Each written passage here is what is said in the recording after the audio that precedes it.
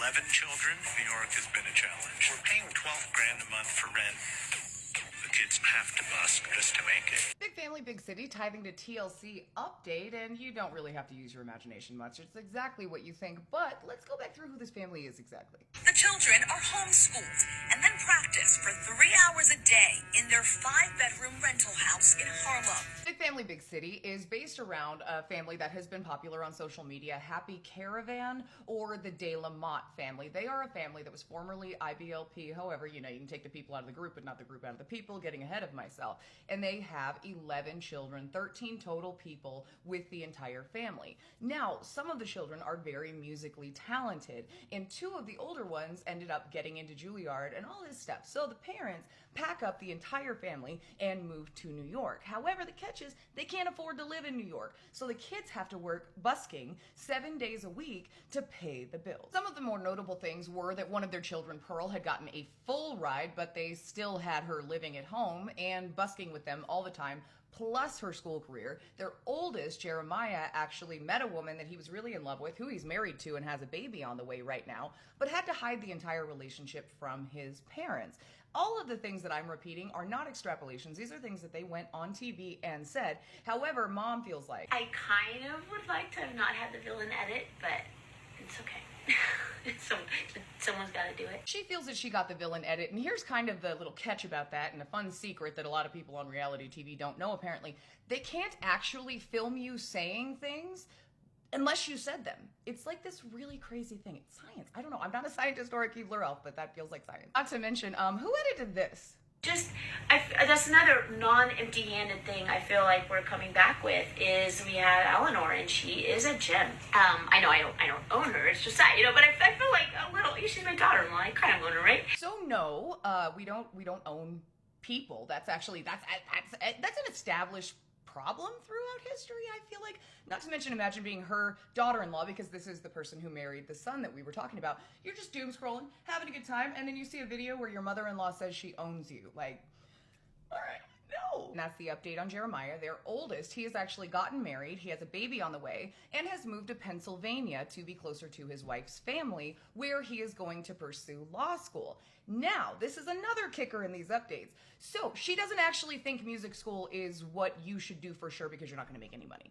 Anything in the arts is hard to make money in, which is why I tell my kids after they graduate with their music degree, I'm like, you should do something else. So Josiah's doing law, and I'm encouraging Elijah maybe to get his MBA, and I'm encouraging Noah to do maybe engineering, and our girls too, whatever they want to do.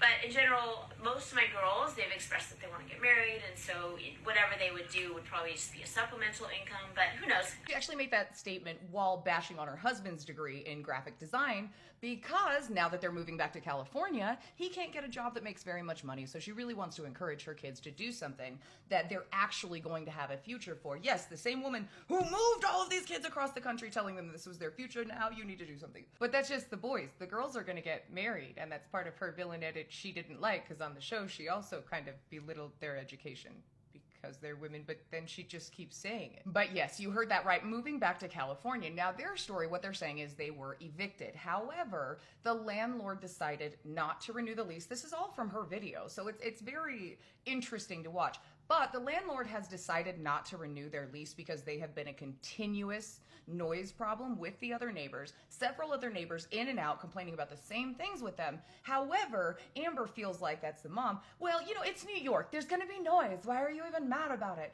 They're the problem, not us, even though it was 3 separate tenants who came in over a very lengthy amount of time. She bashes on the landlord for not wanting to renew the lease, and people from his background have tons of children.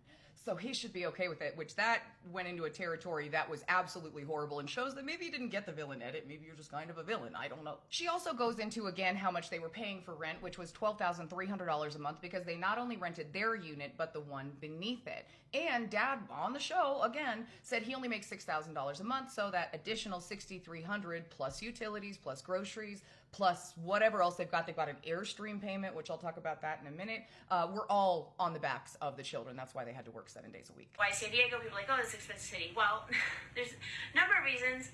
California in general, we have a trailer. People ask why we didn't sell our Airstream trailer. If we're hurting financially, we owe more on it than it's worth. So it is a depreciating asset, but one of the reasons why we were interested in that trailer was it fit our big family, and it was something that our van could pull. And in general, they're made pretty well to kind of withstand, more than kind of the 2 years that some RVs, a lot of times it's like 2 years and the slide breaks. I've just heard so many like bad stories. I'm not going to say Airstreams aren't durable, but it did kind of strike me. Oh, well, other trailers, they really only last 2 years. That is not true. Let's go talk to my grandma's pop-up that's from the 70s, and that thing refuses to move on from this life. Will not do it, but I'm getting ahead of myself. However, that means exactly what you think it does.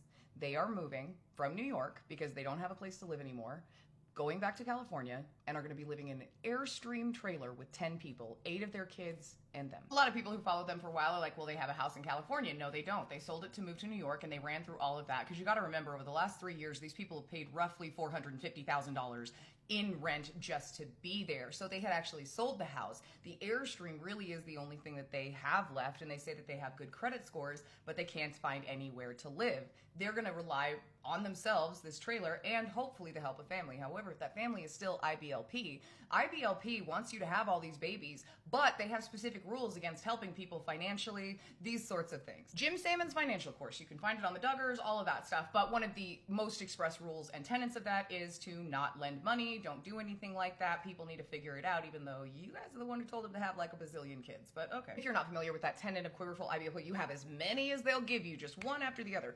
regardless of whether you can feed them, clothe them, house them. Now that group is sure going to shame you if you don't go that way, but when you're putting hungry babies to bed at night and need a little bit of help, well, might not be so easy to find them. But in every cloud there is a silver lining or something like that, and everyone had been like, oh my god, I hope Pearl gets to do her thing. Well, Pearl is doing her thing. Pearl, she has a full scholarship to Juilliard, so she'll be fine.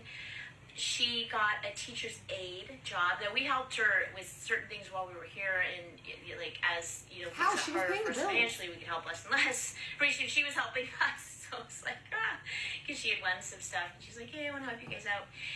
So she has a teacher's aide position for the theory department at Juilliard, so she's gonna be good. Your third oldest, Elijah, will also be staying because he has some scholarship stuff of his own, but the rest of them, mom, dad, and the 8 youngest, will be traveling across America and vlogging the whole thing until they get back to California. I do want to point out, though, this isn't like some win moment or an I gotcha or whatever. This is clearly how this was going to end up, and it's super sad for the kids because, yes, the parents have made horrible decisions, absolutely horrible decisions, but the ones who are ultimately going to suffer because of those decisions and have a disruption in their life are those kids who have no choice in the decision-making process. So it's just incredibly sad. That being said, I hope you guys have a good day, and I will see you next time.